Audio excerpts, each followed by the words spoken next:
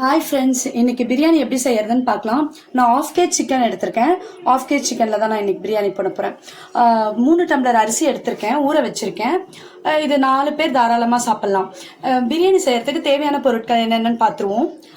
4 பெரிய வெங்காயம் மெலிசாக நீல வாக்கில் கட் பண்ணி வச்சுருக்கேன். 3 தக்காளி கட் பண்ணி வச்சுருக்கேன். இதுவும் நீட்டாக அரிஞ்சு வச்சுருக்கேன்.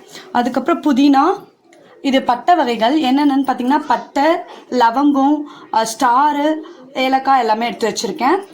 அப்புறம் தனி மிளகாத்தூள், கரம் மசாலா, தயிர், எலுமிச்சப்பழம், மஞ்சத்தூள், உப்பு வந்து தேவையான அளவு. இஞ்சி பூண்டு பேஸ்ட் வந்து ஒரு 3 ஸ்பூன் போட்டுக்கலாம். முந்திரி இது அடிஷ்னல் தான், வேணும்னா ஆட் பண்ணிக்கலாம். எண்ணெய் தேவையான அளவு, நெய் தேவையான அளவு. இதுதான் இன்க்ரீடியன்ஸ். அடுப்பு பற்ற வச்சுக்கலாம்.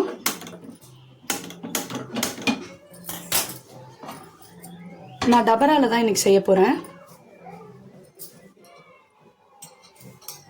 எண்ணெய் வந்து ஒரு 4 ஸ்பூன் விட்டுக்கலாம்.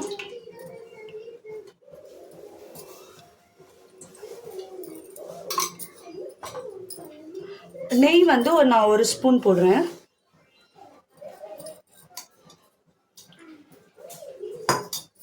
இப்போ பட்டை வகைகள் ஆட் பண்ணிப்போம்.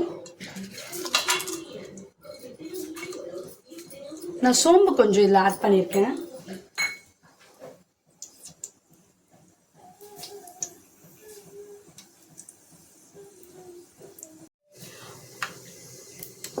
பட்டை வகைகள்லாம் நல்லா பொரிஞ்சிருச்சு. இப்போ நம்ம ஆனியன் ஆட் பண்ணிப்போம். நான் கூட 2 பச்சை மிளகாய் போடுறேன். அது இன்க்ரீடியன்ஸில் நான் சொல்ல மறந்துட்டேன். ஸோ ஆட் பண்ணிக்கோங்க. இது நல்லா பொன்னிறமாக வர்ற வரைக்கும் நம்ம இப்போ ஃப்ரை பண்ணுங்க. இந்த டைமில் நம்ம வந்து கல்லுப்பு சேர்த்துப்போம். இது வந்து ஆனியன் நல்லா ஃப்ரை ஆகிறதுக்காக இந்த டைமில் சேர்க்கணும். வேணும் அப்புறமா டேஸ்ட் பண்ணிவிட்டு வேணும்னா நீங்கள் கொஞ்சம் ஆட் பண்ணிக்கலாம்.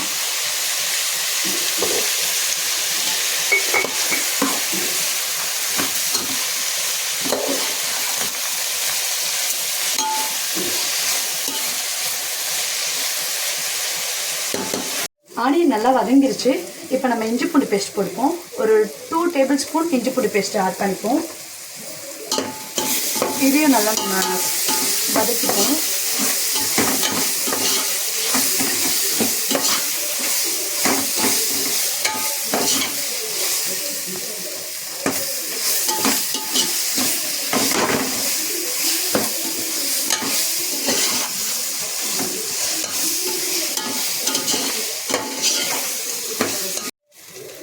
இஞ்சி பூண்டு பேஸ்ட் நல்லா வதங்கின அப்புறம் தக்காளி ஆட் பண்ணிப்போம்.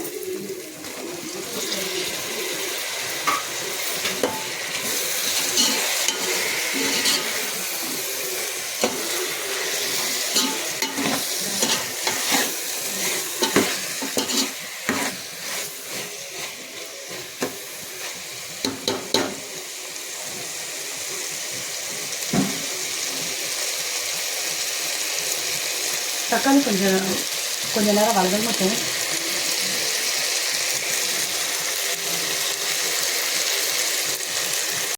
தக்காளி நல்லா வதக்கிட்டோம். இப்போ வந்து நம்ம புதினாவை ஆட் பண்ணிப்போம்.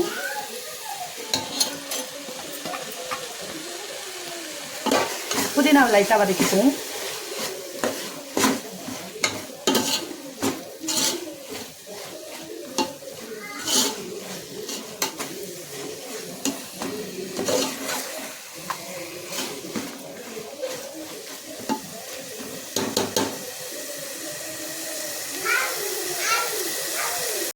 புதினா நல்லா வதங்கிடுச்சு. வெங்காயம், தக்காளி, புதினா எல்லாம் நல்லா வதங்கின அப்புறம் நம்ம வந்து மசாலா ஆட் பண்ணிப்போம். 2 டேபிள் ஸ்பூன் நான் வெறும் மிளகாத்தூள் எடுத்து வச்சுருக்கேன், அதை ஆட் பண்ணிப்போம். 2 டேபிள் ஸ்பூன் கரம் மசாலா எடுத்து வச்சுருக்கேன், அதை போட்டுப்போம். கொஞ்சமாக மஞ்சள் தூள்,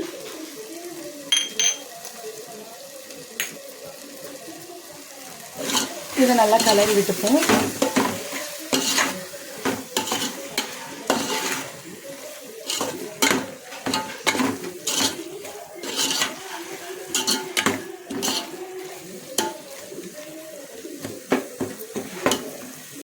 இப்போ நம்ம முந்திரி ஆட் பண்ணிப்போம்.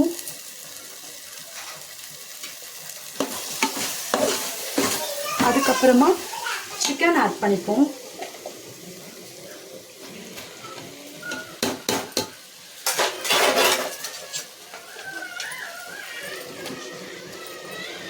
சிக்கன் கொஞ்சம் குக் ஆகட்டும்.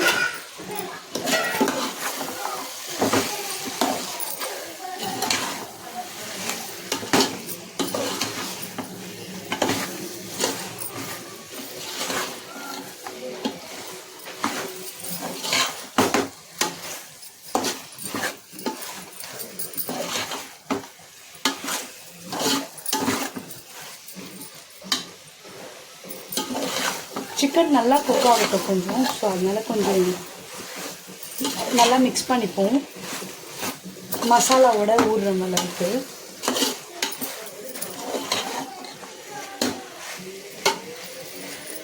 இப்போ சிக்கன் நல்லா மிக்ஸ் ஆகிடுச்சு. ஒரு 5 minutes குக் ஆகட்டும். அடுத்து தயிர் ஆட் பண்ணிப்போம். 2 tablespoon தயிர் ஆட் பண்ணிக்கிறேன் நான். இதையும் நல்லா மிக்ஸ் பண்ணிவிடுங்க சிக்கனோட மிக்ஸ் ஆகிற அளவுக்கு.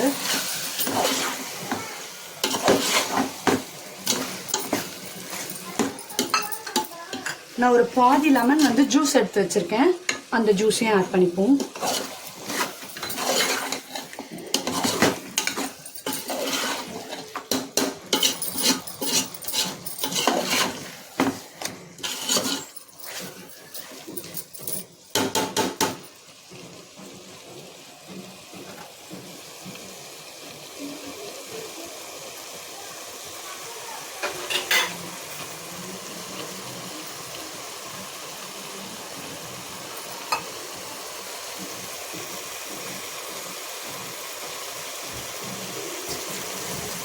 ஒரு டம்ளர் அரிசிக்கு 1.5 டம்ளர் தண்ணி. ஸோ அந்த அளவில் நான் 3 டம்ளர் அரிசிக்கு 4.5 டம்ளர் தண்ணி அளந்து வச்சுருக்கேன். அதை ஆட் பண்ணிக்கிறேன். இந்த தண்ணி நல்லா கொதிக்கட்டும். இப்போ நீங்கள் இதில் உப்பு காரம் எல்லாம் கரெக்டாக இருக்கான்னு டேஸ்ட் பண்ணி பார்த்துக்கோங்க. ஏதாவது வேணும்னா கொஞ்சம் ஆட் பண்ணிக்கோங்க. எனக்கு இது கரெக்டாக இருக்குது. ஸோ நான் வந்துட்டு தட்டு போட்டு மூடிடுறேன். நல்லா கொதிச்சு வரட்டும். இப்போ நல்லா தண்ணி கொதிச்சிருச்சு. இப்போ அரிசி ஆட் பண்ணிப்போம்.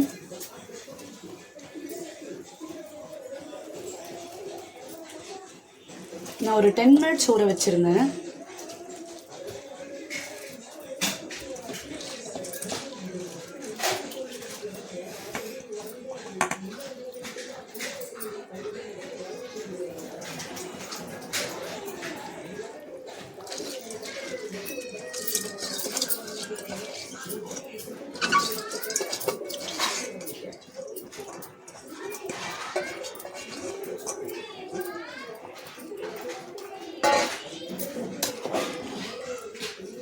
நல்லா மிக்ஸ் பண்ணிக்கோங்க.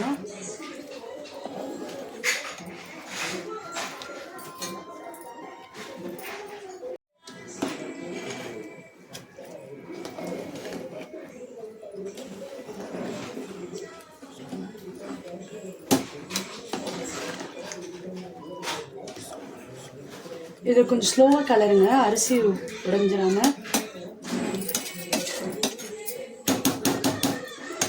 நல்லா மிக்ஸ் பண்ணிட்டு இப்போ பிளேட் போட்டு க்ளோஸ் பண்ணி வச்சுருவோம். கொஞ்சம் நல்லா வெந்து வரட்டும். வாங்க இப்போ எப்படி இருக்கு பார்க்கலாம். பாதி வெந்திருக்கு. இந்த டைமில் நம்ம வந்து தவா கீழே வச்சுப்போம், ஏன்னா அடிப்பிடிக்காமல் இருக்கும். அதுக்காக இதை கீழே இறக்கிட்டு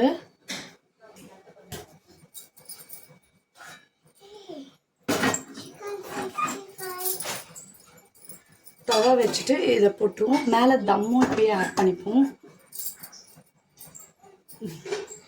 தம் வச்சுட்டேன். இப்போ மீடியம் ஃப்ளேமில் ஒரு 10 minutes இருந்தால் பிரியாணி குக் ஆகிடும்.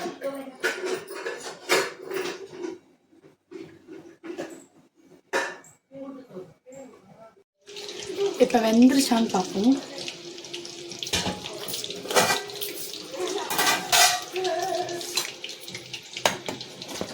இதை கிளறி விடுவோம்.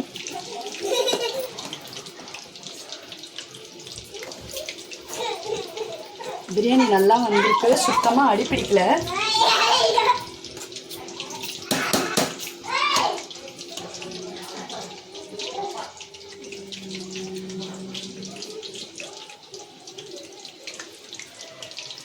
இதில் ஒரு ரைஸ் எடுத்து இப்படி நசுக்கி பாருங்கள், நல்லாவே வெந்திருக்கு. இன்னும் கொஞ்சம் ஒரு 5 மினிட்ஸ் இருக்கட்டும். இன்னும் ஒரு 5 மினிட்ஸ் ஆகட்டும். பிரியாணி பாருங்கள், பார்க்க நல்லா கலர்ஃபுல்லாக இருக்குது. அடியும் பிடிக்கல நம்ம தவா வச்சதுனால. இப்போ ஒரு 5 மினிட்ஸ் மட்டும் தம்லேயே இருக்கட்டும். நல்லா வெந்துருச்சு. இப்போ வாங்க ஃப்ரெண்ட்ஸ், நம்ம பிரியாணி எப்படி இருக்குன்னு பார்க்கலாம். நல்லாவே வெந்திருக்கு. நல்லா பார்க்க பாருங்கள் எவ்வளோ கலர்ஃபுல்லாக இருக்குன்னு சொல்லிட்டு. இந்த டைமில் ஒரு ஸ்பூன் நெய் விட்டுட்டு ஆஃப் பண்ணிப்போம். ஒரு ஸ்பூன் மட்டும் நெய் ஆட் பண்ணிக்கிறேன். இன்னும் கொஞ்சம் நல்லா வாசனையாக நல்லாயிருக்கும். அதுக்காக இந்த ஸ்டேஜில் நம்ம ஸ்டவ் ஆஃப் பண்ணிவிடுவோம். அவ்வளோதான், சுவையான பிரியாணி ரெடி. இந்த மெத்தட்லேயே நீங்களும் ட்ரை பண்ணி பாருங்கள், கண்டிப்பாக நல்லாயிருக்கும். எப்படி இருந்துச்சுன்னு சொல்லிட்டு கமெண்ட்ஸ் பண்ணுங்கள். Thank you friends.